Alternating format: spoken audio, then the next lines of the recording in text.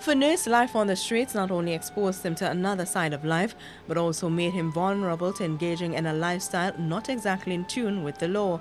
While not readily divulging his entire criminal lifestyle, the 49-year-old admits to housebreaking and larceny, crimes he went to jail for several times. But his life behind bars made the coldest of streets and the darkest of alleys seem like heaven. Life is really not nice inside it. That's in it. By the time you're done, wash your clothes.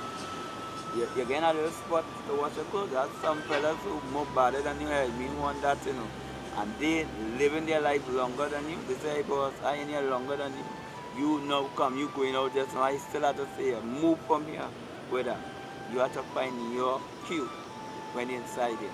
With rules to abide by on a daily basis and every move under scrutiny, Nurse found confinement not only restrictive but harmful to his mental health. The opposite isn't being in there. You bring yourself in there, so you have to be treated like that. So when they rush in, push you with baton, you go in, and it's not a bit here to go in. All make it work harder, man. We didn't bring all the hair, but all they want to make it more. We go show all the hair with the same thing, man. And you have to fall in. All of that, brutality. He regrets his criminal life and the years he wasted in and out of prison, and hopes that no other youth will have as miserable a tale as his to tell. But the sad reality is that daily scores of youth roam the streets with nowhere to go and no one to turn to. One such youth is 18-year-old Leon Waldron, who says for the last 2 years he has been on the run. Leaving home at the age of 16, Leon too says prison has become his worst nightmare.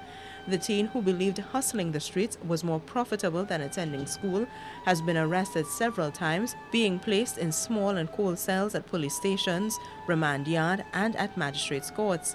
As Leon puts it, there's nothing glamorous about being in prison, despite what other youths on the street may say. For Leon, jail is simply not nice. The first time I get locked up was in Belmont, where I went up with my partner and we was liming and thing.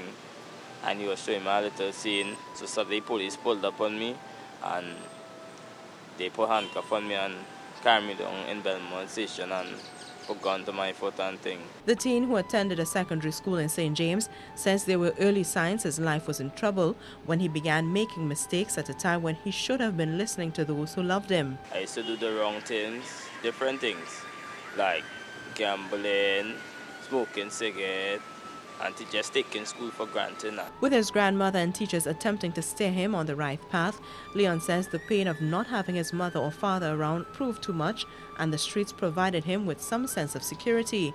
Now he spends most of his time moving around the capital city, especially at night.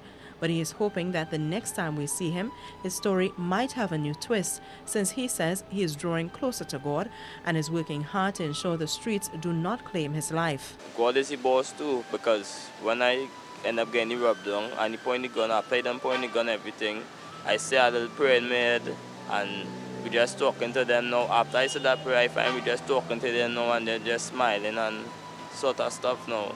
So I just trying to say that God is the boss too, and I just saying stay away from trouble too now. With a CNC3 special report, I'm Melissa Williams.